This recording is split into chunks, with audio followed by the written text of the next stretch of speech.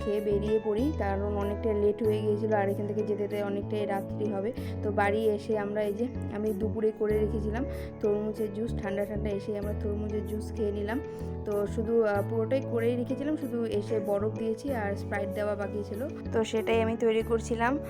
এই গরমে ঘুরে এসেই যদি ঠান্ডা ঠান্ডা তরমুজের জুস হয়ে যায় আর কি চাই।